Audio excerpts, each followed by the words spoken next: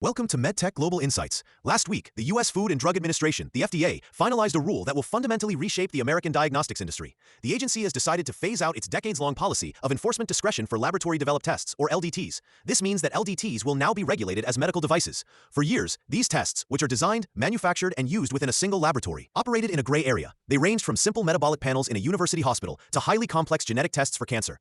The FDA's stance was to generally not enforce medical device requirements on them.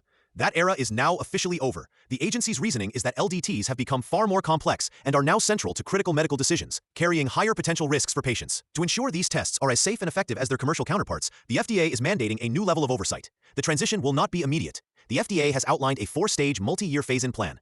Over this period, laboratories will need to begin complying with the full spectrum of medical device regulations. This includes requirements for pre-market review for higher-risk tests, adherence to the quality system regulation, proper registration and listing of their tests, adverse event reporting, and stringent labeling standards. The impact on the industry will be profound. For thousands of clinical laboratories, this introduces a significant new compliance and cost burden. Many labs, especially those in academic medical centers that foster so much innovation, lack the regulatory departments and expertise to navigate a pre-market approval or 510(k) submission process. This could lead to some essential tests being discontinued or a wave of consolidation in the market, as smaller labs may struggle to meet the new standards.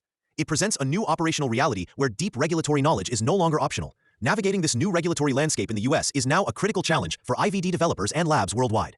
If your organization is trying to understand what this FDA rule means for your products and your market strategy, you can get expert guidance. For more information, you can email info@pureglobal.com or visit Pure Global online.